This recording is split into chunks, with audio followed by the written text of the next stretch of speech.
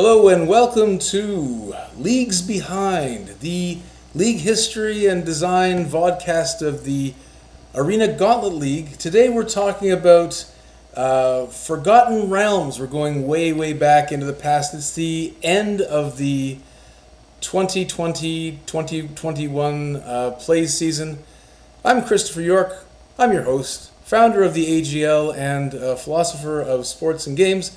Today, my very special guest, once again, third in a row for the end of Season 1, the final episode of Season 1, is Johnny Mariani. Once again, welcome, Johnny. Thanks for having me. So looking forward to talking about this league.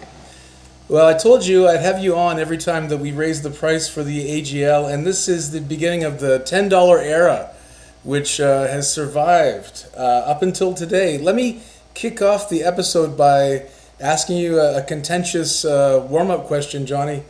You know how you go to Vegas or any other sort of casino or casino town, and you got the low-stakes tables and you got the high-roller tables, right? And it's the same game being played, right? You got poker on both tables. It's exactly the same mechanics, just one table is for higher stakes and one's for lower. Could you ever see a high roller league? Could you ever see a $15 or $20 league, or you think that we're good playing penny poker? Our player base, are they happy with the $10 buy-in, or could you see us going nuts one day? I think we've landed in a pretty good spot that works just fine. Yeah, I think once there's more money on the line, you kind of introduce other incentives and you increase the risk of maybe people cheating, maybe, or people taking it too seriously, where some of the fun gets sucked out of it. So I think being at a nominal amount, like 5 or 10, is enough to get the benefit of having something on the line, but without going too far. Yeah, I think that there's a difference between no stakes poker and penny poker, right? Even penny poker, there's enough on the table to motivate meaningful play. So I agree with you for the most part. I think that we've ended in a good spot with the $10 buy-ins. Could there be a hypothetical once in a year or once every 2 year high roller tournament where you buy 2 or 3 tickets to play instead of one? Potentially, that's the space we could play in if we wanted to go. If we wanted to sort of match the tenor of the older leagues. Remember we used to play the Masters set leagues at face-to-face? And the buy-ins were like $100 as opposed to, say, $30 or $40. Yeah, but those are like you're just paying for the seat for your starting pool, where it's $15 a pack, pretty much. And then the prizes, weren't that much better. Yeah, yeah. I mean, and that's Wizards. That's Wizards doing exactly the same thing, right? It costs the same to make the cards in those packs. Regardless, right? So they're printing the images on the same cardboard, presumably the same quality, and selling it for multiple times the usual ticket value. Quite a world we're living in. Yeah. But yeah, for our purposes, people do like arena opens, which are about $20 worth of gems for a buy-in, and I could see that people want to do a one-time event. That's a little steeper, a little more serious, with one mega prize of $500 or something. But one day we'll get to that league. I don't know when though. Yeah, maybe it's one of those things that's it's been on the cutting room floor for quite a while. It might have its day. It might not. We don't know. Another thing about the Forgotten Realms tournament, it's our first, I suppose, Universes Beyond tournament for the AGL, right? And this is, I don't think that my use of Universes Beyond sort of gels with WotC's. I think WotC's idea of Universes Beyond is like a property they don't own the rights to. And they do own the rights to Dungeons and Dragons, but I think we'll agree that this is the first sort of like non-magic themed set league that we ever did. Yeah, for sure. And what are your funny thing is... Oh, sorry. Go ahead. Go ahead. No, you go ahead. So Universe Beyond has been criticized heavily within the Magic community, but for our purposes here, I think it really benefited this league because it meant, Dungeons and Dragons has a rich history. There's a lot of lore around it. Obviously, people are really invested in it. And it meant for us, when talking about this league, there were a lot of ideas and a lot of different directions we could go, and a lot of inspiration for this league because it was the Dungeons and Dragons League, where had it been, of course, at 2022, Right. we wouldn't have thought of all the things we thought of for this one. That's interesting. And so Universes Beyond is good in that sense. So in a way, you see it as a sort of freeing element, right? It kind of frees us from our usual constraints of Magic design and lets us be a bit braver, right? It's going to be an oddball set, so let's just go crazy with League design. Oh, I think there's a lot of material there to work with, so it was inspiring because it's this rich world that we know already, compared to something like Bloomborough, where it's hard to go beyond. I don't know, there's 10 animals, Right. and that's it. Right. And so then that's about those 10 animals, and there's nothing else there to talk about. So, I mean, were you also, for similar reasons, a fan of the Lord of the Rings League? So that was actually a little bit different in that I think we had a very specific idea and had to map the world or the story of Lord of the Rings onto that idea, which was difficult, but I really liked the way it worked out and do appreciate the fact that, because it was Lord of the Rings, then there's, okay, what makes sense for week one? What's week one of the story of Lord of the Rings? And it's, okay, you're the hobbits leaving the Shire, and okay, what are we going to do for that?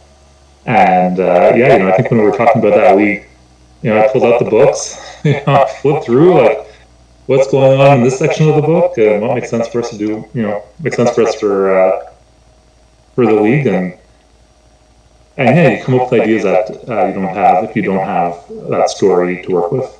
I guess if I'm going to make an analogy, right, it's a sort of the difference between an old growth forest with all of its sort of biodiversity and a forest that was just like planted by a forest company after clear cutting occurred, right? So a lot of the Magic plane lore is really thin soup, right? There's not much texture.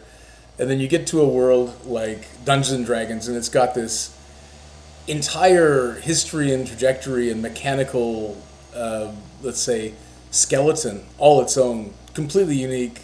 And then Magic gets to kind of take the best and run with it. Now, I suppose that this set benefits, and so does Lord of the Rings, it benefits from being the inspiration for Magic the Gathering and kind of sharing a lot of the high fantasy lore.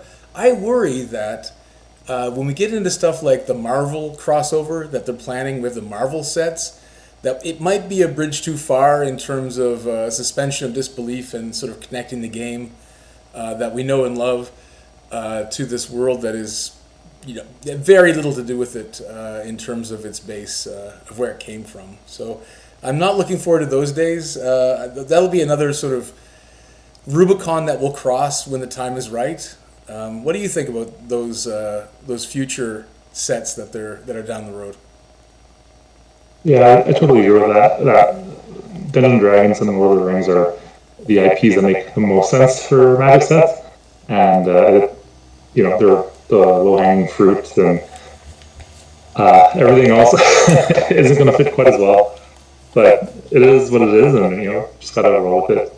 But yeah, Marvel's gonna be one thing, but you can look at Doctor Who and you can look at the Assassin's Creed set, and there's definitely some things in there that seem out of place and personally rub me the wrong way. Yeah, me too. Absolutely.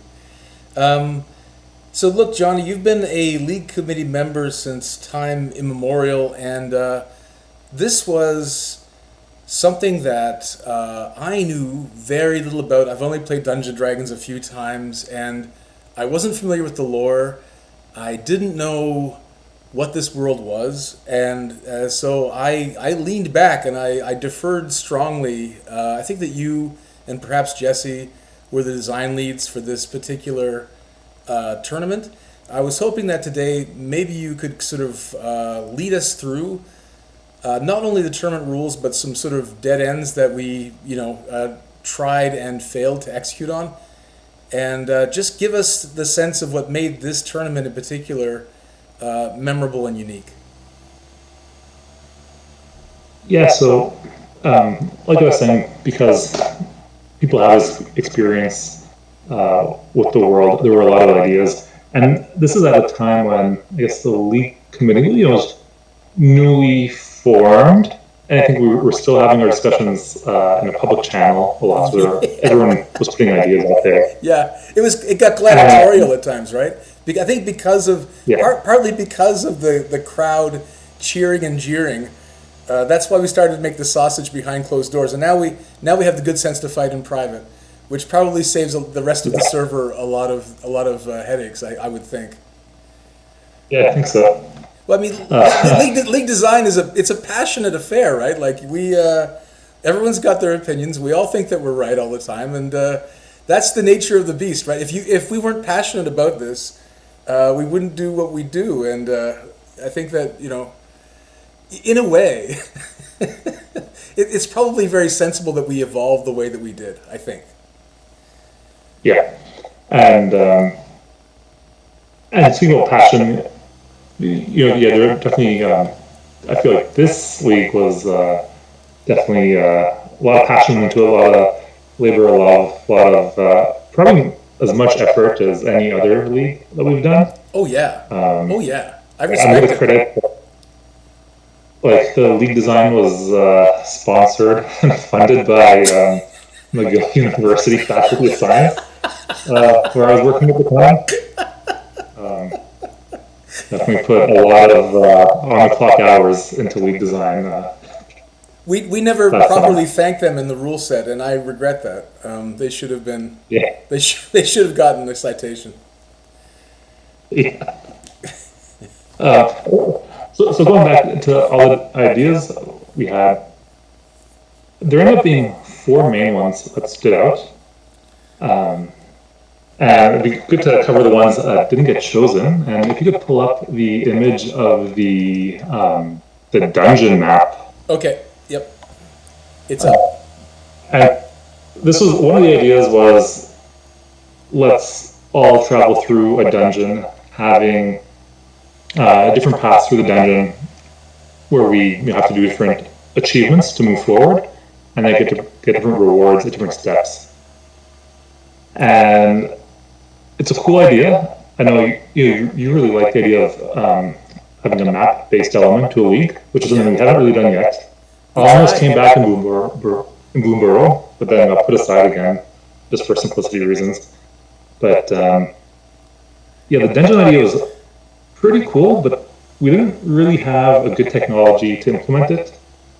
Yeah, I made a mock-up on Google Jamboard, which I'd never used before, I haven't used since. Yeah. And the visual kind of works, but when you think of, there's going to be 60 people going in, moving their icon forward, and how do you track when, where everyone is and make sure everyone's where they're supposed to be and getting what reward they deserve.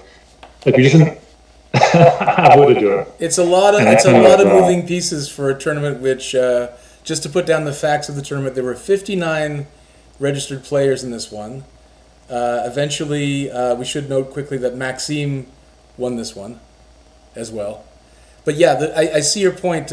59 little pawns on a board that you're tracking at all times for accuracy and appropriateness of reward. And especially given that 3 years ago, the level of league automation is nowhere near as professional or as let's say, reliable as it is now.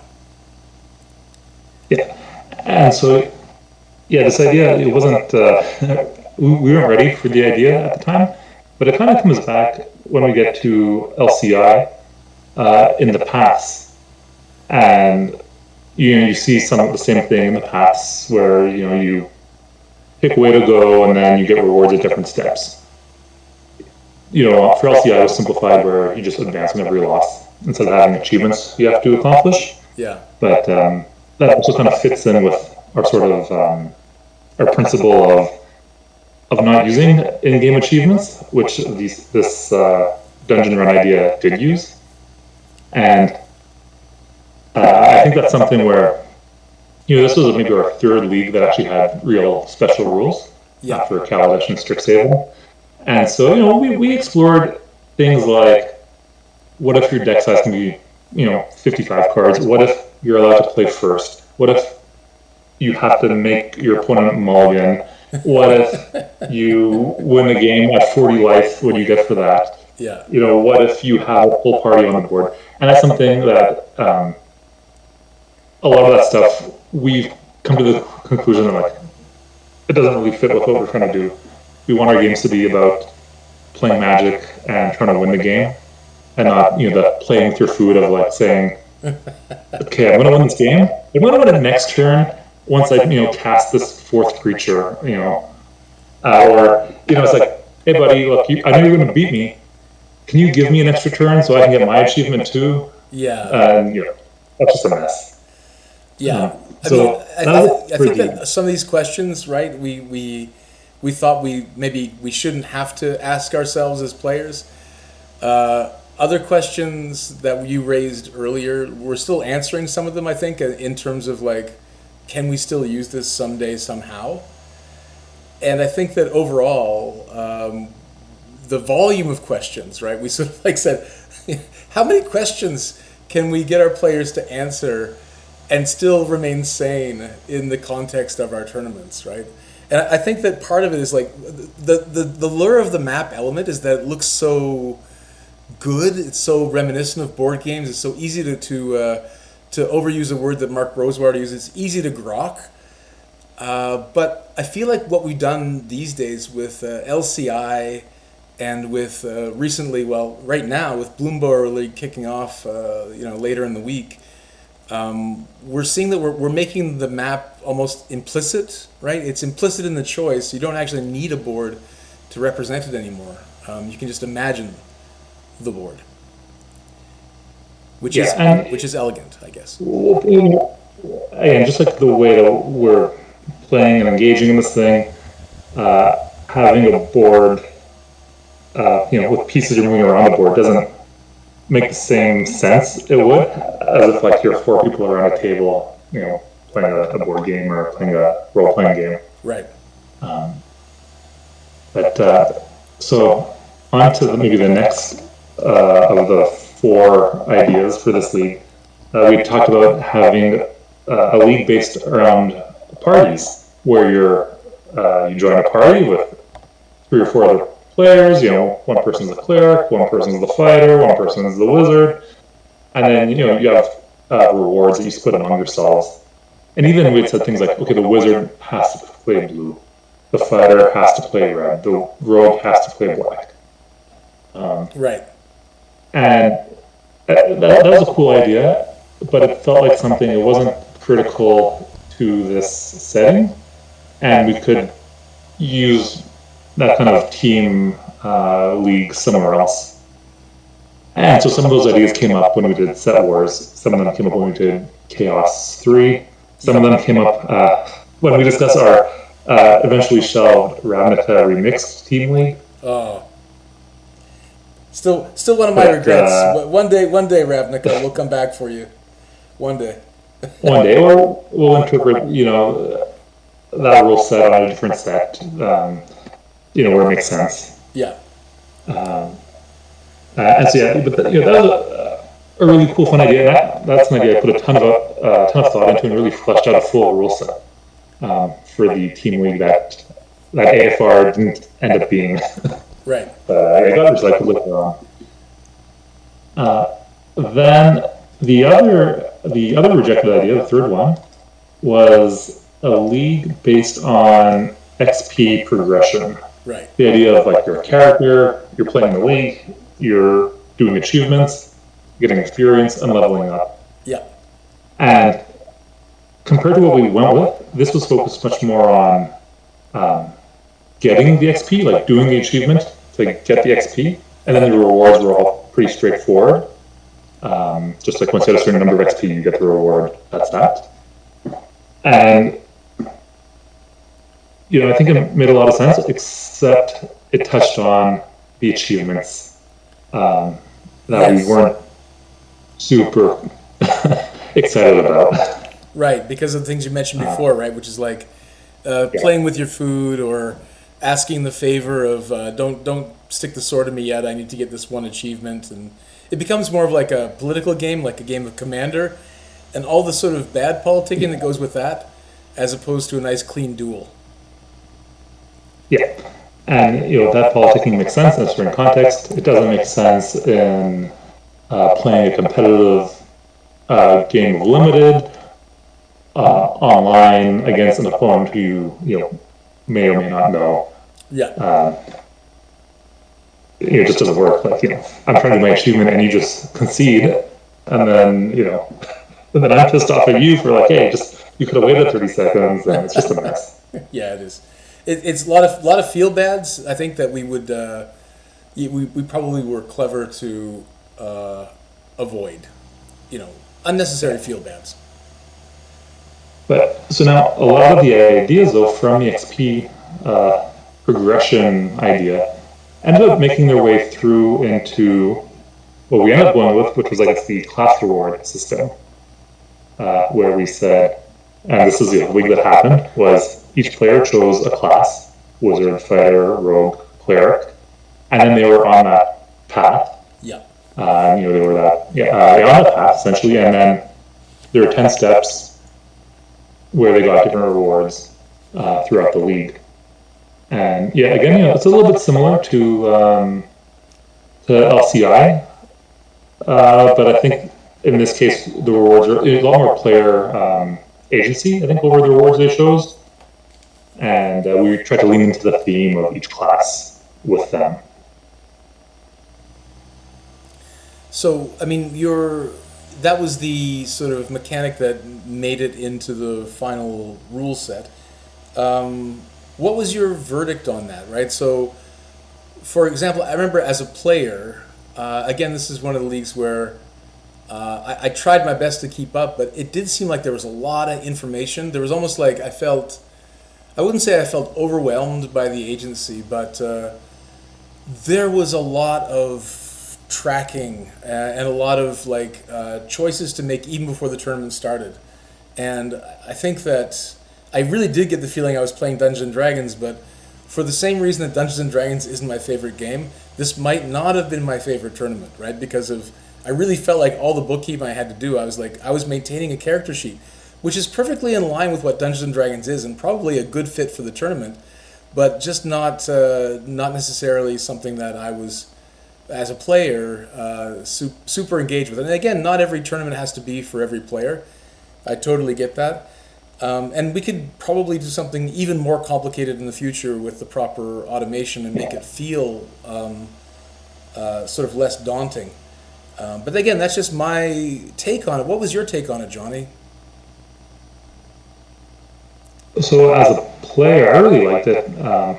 Yeah, I thought it was interesting. I thought it was exciting to plan, to look ahead, to think, okay, after two more wins, I'll be at this level, and I'll have these options for card to add to my pool. I can start thinking about that now, and definitely, of course, the rewards scaled and power over the league. And so thinking ahead, like, wow, when I get to the end of the league and I get to add any legendary to my pool, you know, let me look at that list. Let me think of plan. I think that's fun. I think that's exciting. Yeah, Definitely, I did like that element how the rewards scaled, how they got bigger towards the end. That made perfect sense to me. And the only people that were left in the end of the tournament were those with high levels, and it really had that kind of like epic feel. Like my character's really buff now. I've got like this really powerful ally, and I have this legendary artifact to carry with me into battle. And yeah, I mean, I think that for what it's worth, it did a great job of simulating that kind of like hero's quest kind of flavor. yeah. And but going back to your point of like, it could be overwhelming. And yeah, I'm looking at the full list of class rewards now. There's like 200 things listed here. And if I think if you're a player who really wants to optimize and kind of get stuck with like analysis paralysis, and you're just trying to evaluate everything on the sheet, it's going to be impossible.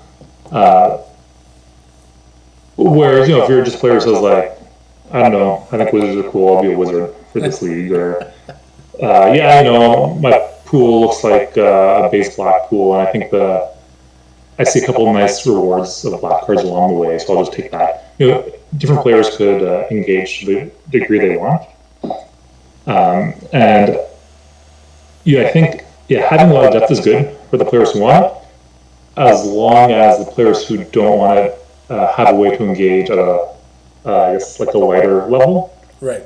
And I think that's there. I think you could just pick a class, and then at each step, there's a form you fill out, and it says, okay, which of these cards do you want? Like, just think about the 4 cards are being offered now. Pick one. Yeah. And often, like if it's like you have 5 creatures, one of each color. Well, there's only 2 for me to think about, really. If my deck's 2 colors, then there was space, I think, for players to engage lightly and not have to worry about 200 options. Yeah, I think that's fair to say. You could put as much or as little time into it as you want to. Like, I'm sure Dungeons & Dragons probably has the same, let's say, gap between player intentionality.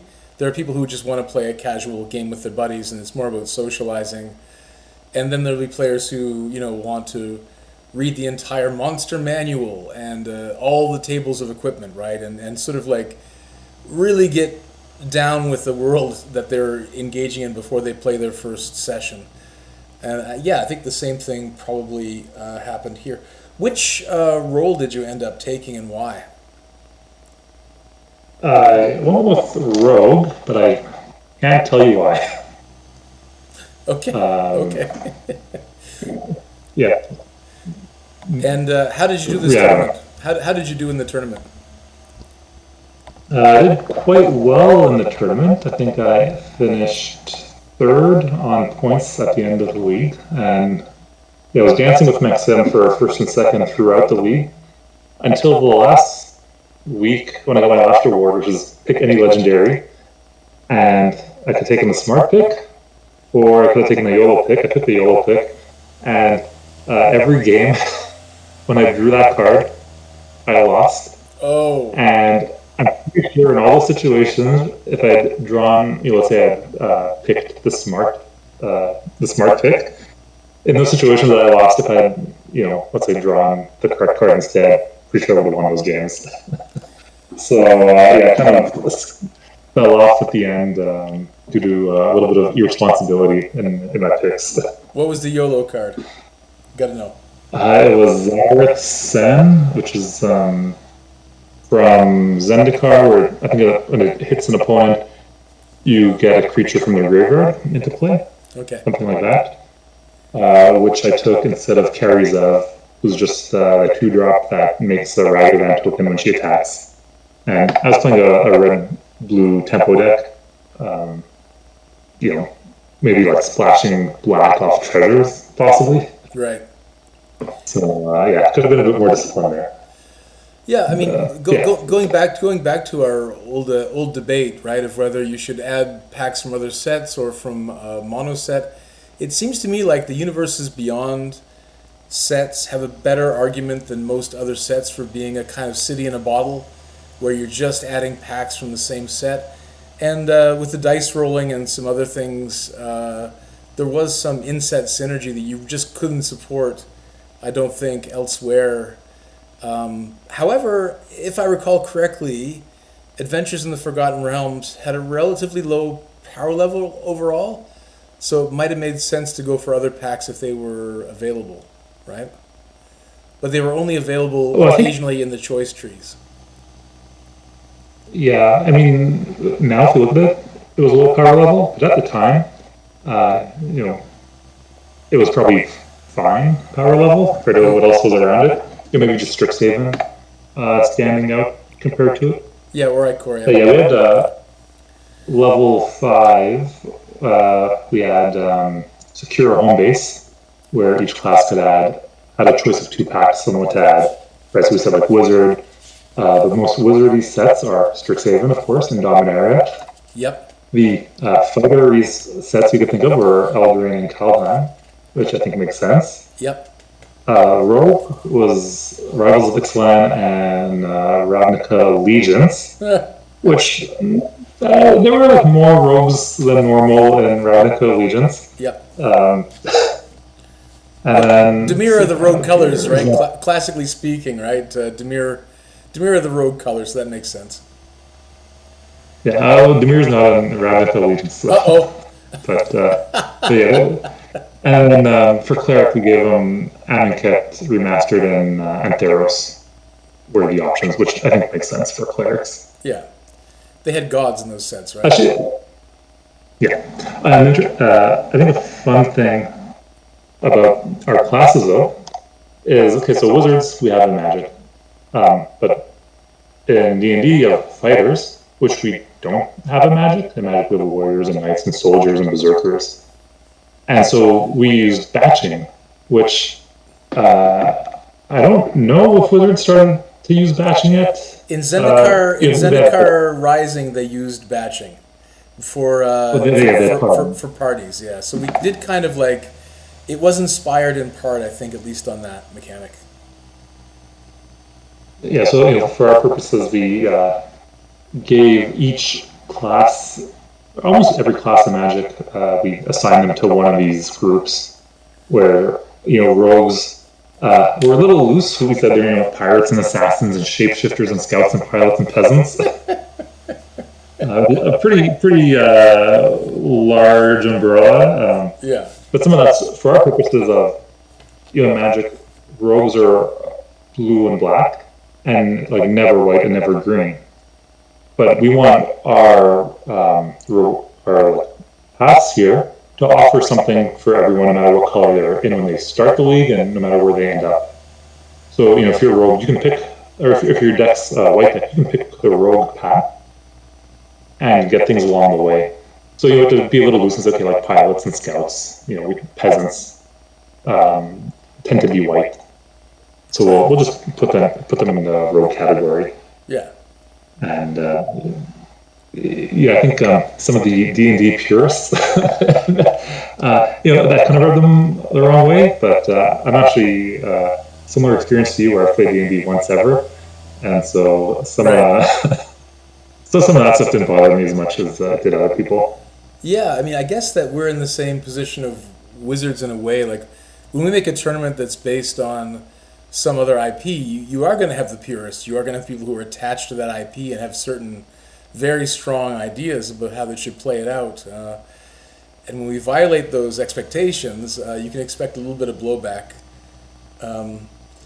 So I think that, given what you said about our use of classes, sort of mimicking Zendikar Rising's parties and the batching technology that was sort of used in that, in a way, like, I see AFR as kind of Zendikar done right.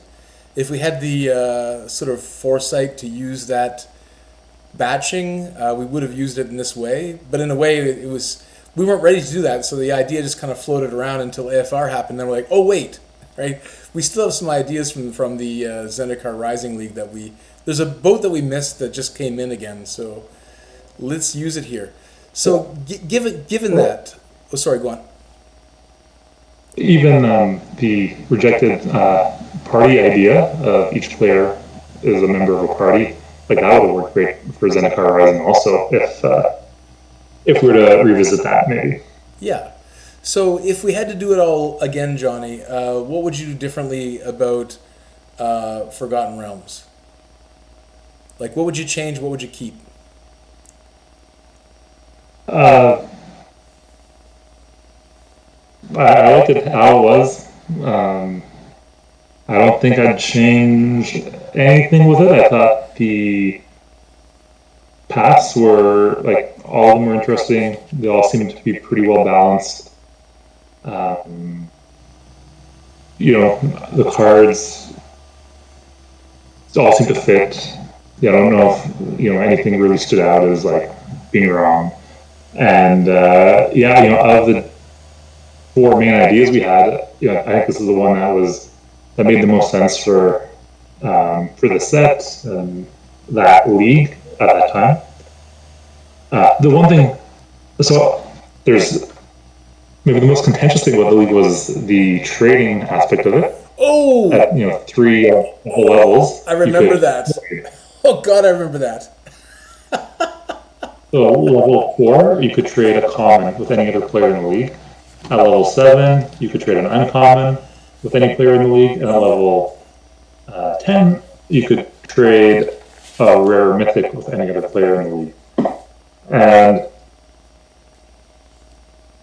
it kind of opened up a can of worms, right? And then you need a bunch of special rules of like what's allowed, what isn't allowed, how does the exchange happen, how is it recorded, and my trades went great, really easy. I traded Maxime a bunch. We both helped each other a lot. Obviously, we ended up near the top of the standings. But other players, and some players reported struggling with it. They found it was too much work to post in the trade channel, to stay on top of it, see what other people are trading, try to find a deal they can make. But I liked it, even though not everyone did. It was the least popular part of the league. Yeah, I think that I remember doing this and thinking I was kind of in the middle. I didn't make incredibly advantageous trades, nor did I struggle to hold out for the best deal. I think I just did it and got on with my life.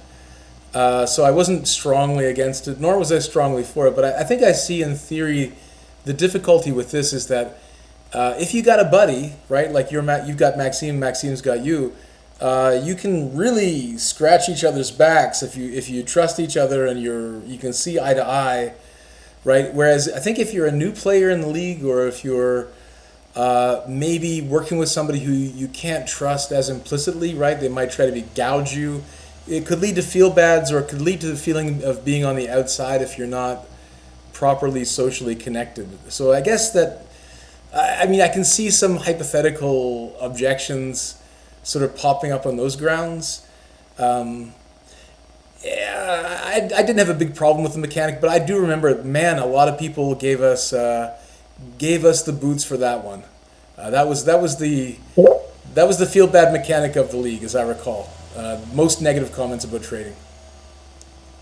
Yeah, I think one thing we made the rules around trading pretty restrictive, so that there couldn't be weird deals, so that people couldn't be taken advantage of, or it was really just like one card of the same rarity for another card of the same rarity. Yeah. We said all the trades have to be discussed publicly, so you can't be trying to you can't try to snipe people, or you're not getting harassed from people. And if the trades are being made publicly, then yes, more likely to be fair because you have other eyes on it. Right. And I think it's just like, to me it seems simple. It's like, look, I'm playing red and blue, you're playing black and green. Here's a copy of the best black common. You get a copy of the best red common. Easy. Let's just see you in 2 weeks when we're at the next level, and we'll do the same thing for uncommons. You know, Johnny, I've gone on record as saying that we've never had a mechanic that takes cards out of league pools, but I think I've been shown to be a liar here because this is the first one and maybe the only one that we've ever done. I don't remember it being a huge headache in terms of record keeping, so I don't have a negative impression of it in that way. Do you think that maybe we could do something like this in the future in terms of like either dusting cards or taking packs out of pools, or this kind of like your sort of down net card mechanics, or could we see ante maybe come back in some sort of league mechanic? Something like taking packs out of pools, I think, is really interesting. Instead of having a pool that evolves, there's a pool that devolves. Yeah. And that's something that I think could be fun. Tricky to implement, but interesting to experience. But something like dusting to me just doesn't seem worth it. Like you got rid of dead cards in your sideboard, so what? Yeah. And something like Ante, I think there's issues there that just like aren't worth it to get one random card.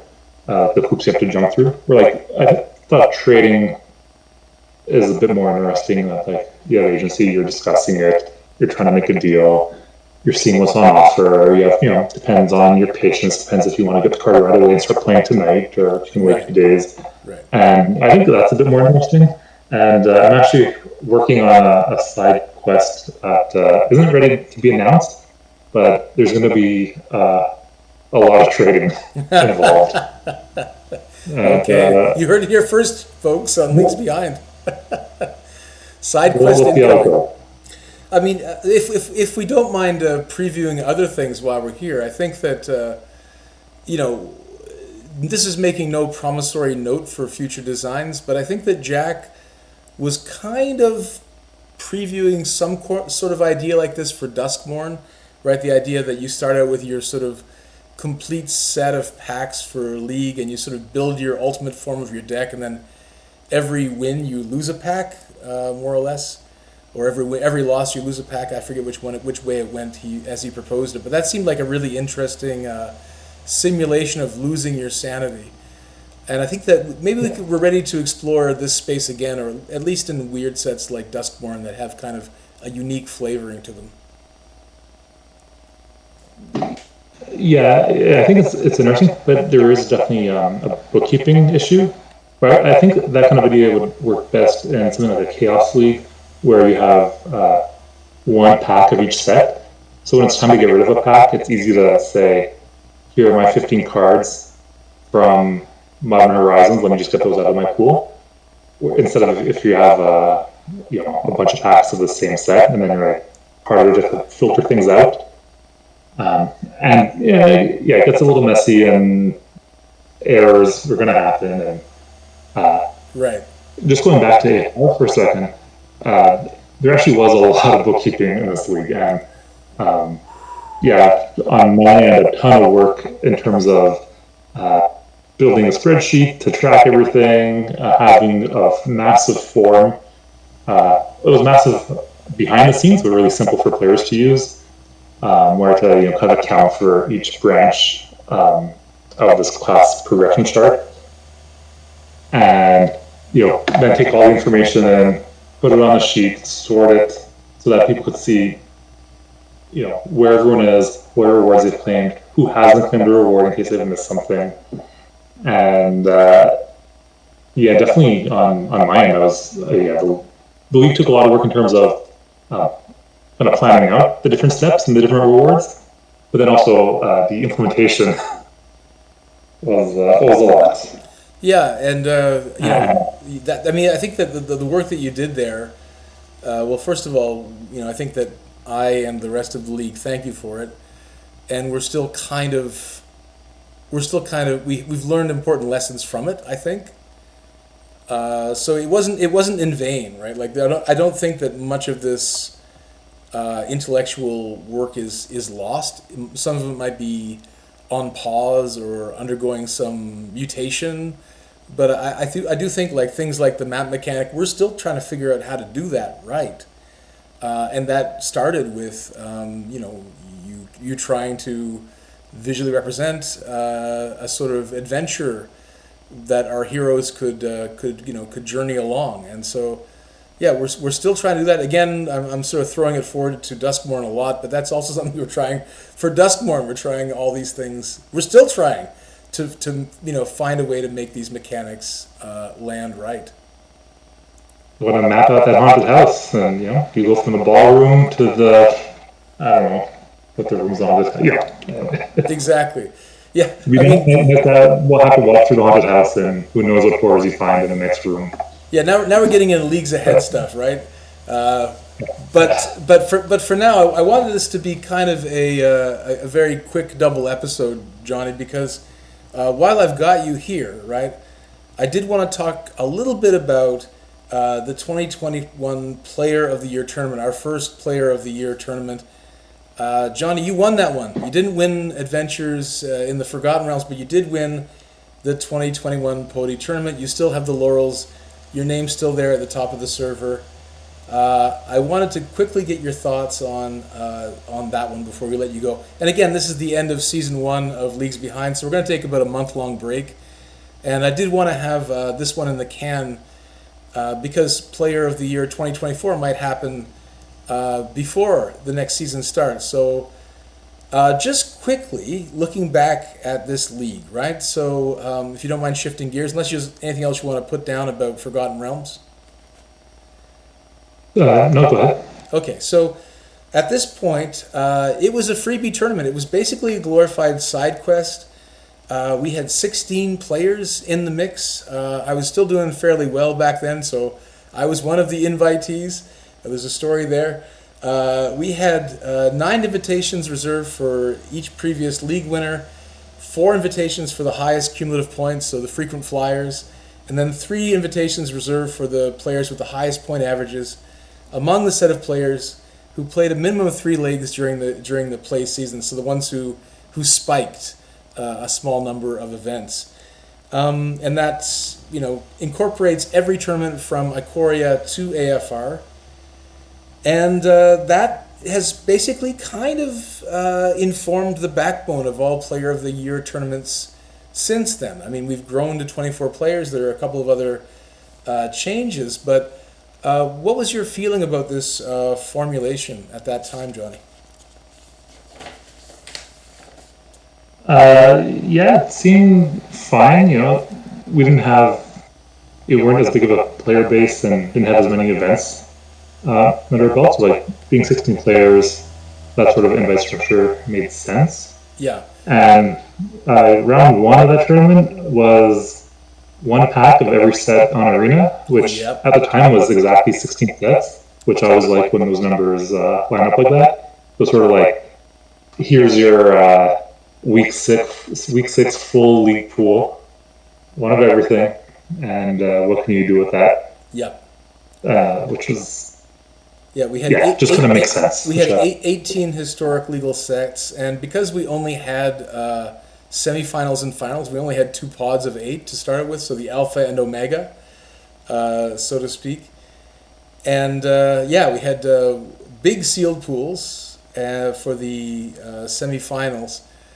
And obviously, I think we both made it into the finals, you and I, Johnny. Actually, you did because you won. I think that we had a mega draft to wrap it up. And I'm just going to read the mega draft rules before we get into it. So, starting with the alpha pick, and then the first alpha pick, and then alternating to the first omega pick, and then back and forth, 6 non-identical sets will be selected for drafting. This will be the final ordering for the mega draft. So in other words, it was like 6 packs. The top 3 placers from each pod got to pick their favorite pack. Do you remember what that lineup looked like for the mega draft? Offhand, no. Yeah. I mean, it's chaotic, right? I'm sure it's chaotic. I remember that there was some technical issue halfway through. I remember the first draft. There was something about Draftmancer in its current incarnation. 2 set names were very close together, and the first draft I was doing really well in. I had bomb after bomb after bomb, and I was like, I'm gonna get Player of the Year. This is it. And then we had to restart the draft, and my hopes and dreams and concentration, everything went down the toilet, Johnny. And that was like a fatal restart. Fatal. Was it something like a Theros pack instead of a Theros Beyond Death pack or something? Something small like that, exactly. So the pack was not on Arena, so we couldn't just roll with it as if that was the way to go. That sounds like exactly the error. I think it was just someone didn't check. I think it was Jesse running the finals at the time, and just didn't read the suffix on the set or something, and whoo boy. Maybe it was like something like Amonkhet instead of Amonkhet Remastered. That actually would make sense if like that. It might have been something similar like that too. But Whenever that happens, right? That would be our biggest. I don't know if it was our biggest stakes tournament, but maybe our most proud achievement tournament up to that point. And I think it's a sort of like warning to us in the LC to sort of like make sure that all this goes down without a hitch, as much as possible to avoid the kind of bad feels that you get at that level. I don't know if we learned that lesson. It's come up a few times. Doing a few mega drafts that something or another. We're using different systems. Some of the draft mancer is always evolving. It's Right. really easy to miss a setting or to say, oh, I thought it was supposed to be X instead of Y. Yeah. Yeah, and there's new LC members, and we're all volunteers, and we got other things going on, and in fact, it might be happening right now, Johnny. You and I are senior members of the LC, and just as we're recording this, the Modern Horizons 3 Mega Draft is being conducted. So we could be being pinged 1,000 times right now by panicked players looking for our guidance and trying to, well, let's not catastrophize or think the worst, but yeah, I mean, after this, I'll be tuning in to watch the Modern Horizons 3 finals. I guess you might as well. Yeah, I don't want to linger on the 2021 Player of the Year tournament too long, except to say that this at the end of this season, we started the tradition. It wasn't perfect in its initial iteration, certainly, but I think it did lay the groundwork for saying, like, once a year we get together, we have a sort of like an Oscars, basically. We have an Oscars tournament, or we have an Olympics for our best players, and I do think like retention is helped by this kind of promotional tournament. And I think that the 2024 rule set's probably the best one we've had so far. In terms of just like having your name up in lights for the last 3 years, Johnny, has the Player of the Year mantle meant anything to you? And if so, what? So at the time, winning this tournament was kind of made up for the fact that I missed the AFR finals, which was a big bummer. That I had to miss the mega draft, and so being able to come back probably a couple of weeks later and win this was pretty satisfying, I think. But yeah, I don't know. I guess it's nice to win at being winning the biggest thing. One was the first of its kind. That's always nice. And played in the other ones the last 2 years. Not sure if I'll make it into this year's, but Oh yeah, I hope we do. you're not queued yet. Yeah, not yet. We'll see when the Modern Horizons data gets updated. I just assumed you're queued by now, Johnny, No, not yet. by hook or by crook. So slacking off. Let's yeah, this obviously couldn't have been its own episode, but just if we could do this differently, do you think we would do it differently, or do you think that for the first Pody tournament, the 2021 Player of the Year tournament, did it land in basically the right form, the way that it should have been? Yeah, I think it made sense for what it was supposed to be at the time, and yeah, definitely established some good groundwork. We've seen players care about it, care about the idea, care about the events. That's good, and don't think I'd change anything about it. Looking back.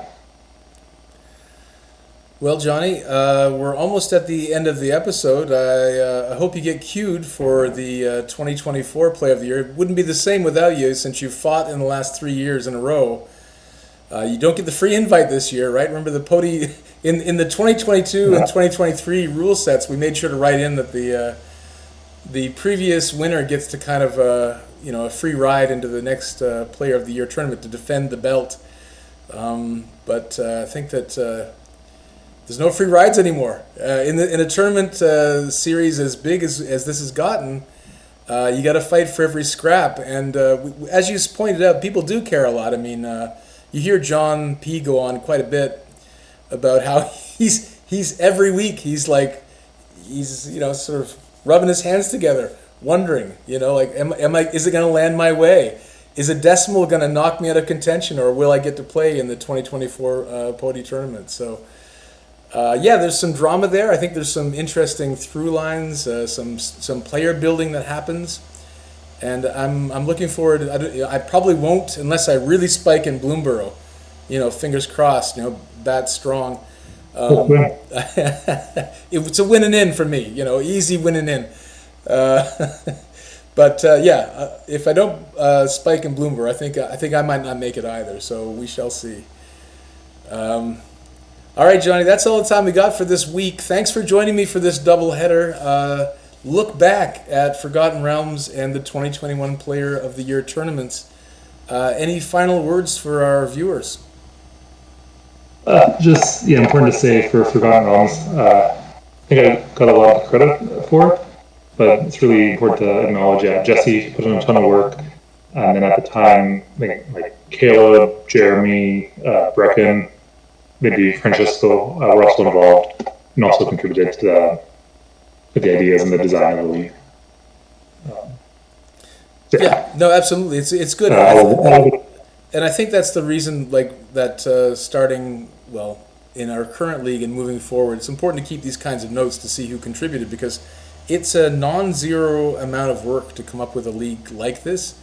And, AFR League, only 59 players got to experience it, but it was low-key influential for the tournaments that followed, and still kind of pops up on people's radar now and again as very unique league designs to look back on. So a very nice way to end season 1 of Leagues Behind.